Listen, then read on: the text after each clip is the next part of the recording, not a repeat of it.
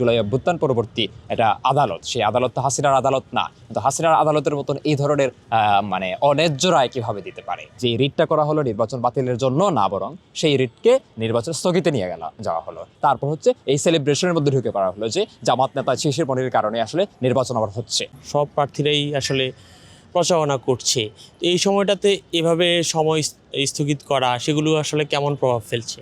প্রথমত আমরা এই স্থগিতাদেশ কিংবা স্থগিত করার যে নাটক বলবো, সেই নাটকের আমরা মাথায় নিচ্ছি না।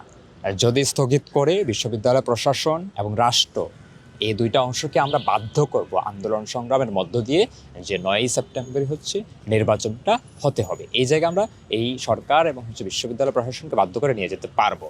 এর বাইরে এখন পর্যন্ত যা যা চলতেছে, রিটকে কেন্দ্র করে, হাইকোর্টকে কেন্দ্র করে, আমরা মনে করি যে এই জিনিসগুলো রাষ্ট্রীয়ভাবে করা হচ্ছে। আপনারা জানেন যে যেই ব্যক্তি রিট করেছে সেই ব্যক্তি এমন কোনো রিট করে নাই যেটার জন্য আসলে নির্বাচন স্থগিত করতে হবে, কিন্তু আমরা দেখতে পেলাম হাইকোর্ট খুব শতপ্রণোদিত হয়ে সে হচ্ছে এই নির্বাচন স্থগিতের আদেশ দিচ্ছে। আমরা বলতেছিলাম যে এক্সট্রিম মশার কয়েল প্ল্যান্ট ফাইবার দিয়ে তৈরি, ডেঙ্গু চিকুনগুনিয়া বাহি সহ যে কোনো মশার বিরুদ্ধে দেয় এক্সট্রিম সুরক্ষা। জুলাই অভ্যুত্থান পরবর্তী একটা আদালত, সেই আদালত তো হাসিনার আদালত না, কিন্তু হাসিনার আদালতের মতন এই ধরনের অন্যায্য রায় কিভাবে দিতে পারে? তার মানে কি এখানে এই বিচার ব্যবস্থা আসলে এখানে জটিল জায়গায় রয়ে গেছে, রাষ্ট্রীয় হস্তক্ষেপ তো আসলে হতে পারে নাই।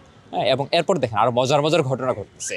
যখন হয়েছিল স্থগিতাদেশ দেওয়া হলো, একটা গোষ্ঠী এমনভাবে একটা জিনিস প্রচার করলো যে এটা হচ্ছে এই ম্যাগ জুবেল পর্ষদের কারণে হচ্ছে একটা এই স্থগিতাদেশ দেওয়া হলো। অথচ যেই ব্যক্তি রিট করলো সেই ব্যক্তি আমাদের পর্ষদের কোনো ব্যক্তি নন, কিন্তু দেখেন একটা রাজনৈতিক গোষ্ঠী আধা ঘন্টার মধ্যে প্রচারণার জায়গায় এটাই নিয়ে গেল। তার পরবর্তীতে পরের আধা ঘন্টা পরে যখন হচ্ছে আমরা দেখলাম যে স্থগিতাদেশ প্রত্যাহার করা হলো বা স্থগিত করা হলো চেম্বার আদালতের মাধ্যমে, তখন আমরা নতুন করে আরেকটা সংবাদ জানতে পারলাম। সেই সংবাদটা কি, ঢাকা বিশ্ববিদ্যালয়ের আইনজীবী জামাত নেতা শিশির মনির এই চেম্বার আদালতে এই লড়াইটা করেছেন এবং এটার জন্য একটা সেলিব্রেশন চলে যায়। ঢাকা বিশ্ববিদ্যালয়ের শিবির কর্মী থেকে শুরু করে এই একজন ইউনিয়ন বা ওয়ার্ড শিবির নেতাও আসলে এই সেলিব্রেশনের মধ্যে ঢুকে পড়ছেন।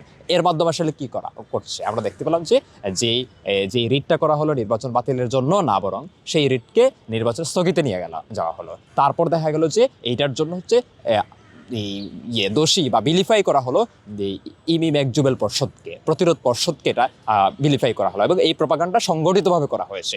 আধা ঘন্টা 40 মিনিট থেকে সারা রাত ধরে চলছে। তারপর দেখেন কি হলো, তারপর হচ্ছে এই সেলিব্রেশনের মধ্যে ঢুকে পড়া হলো যে জামাত নেতা শিশির মনির কারণে আসলে নির্বাচন আবার হচ্ছে। তারপরে যেই জিনিসটা হলো, রাজনৈতিকভাবে যেই ফায়দাটা পূর্ণ হবে তারা মিথ্যাচারের উপর তুলতে চাইছিল, সেটা আসলে পারে নাই। মূলত তাদের একটা কর্মী যখন হচ্ছে একটি নারীকে আসলে গণধর্ষণের হুমকি দিল, তখন আসলে সব ভিন্ন দিকে হলো। আমরা মনে করি যে মিথ্যাচারের উপর যারা রাজনীতি করে, মিথ্যাচারকে কেন্দ্র করে যারা এই ধরনের কাজ করতে পারে, তারা আসলে এই জিনিসগুলো চলমান রাখবে। আমরা এটাই দেখে আসছি, কিন্তু শিক্ষার্থীরা এইগুলো আসলে বিশ্বাস করে না, ভরসা করে না এবং ডাকসু নির্বাচন 9 সেপ্টেম্বর অনুষ্ঠিতই হবে।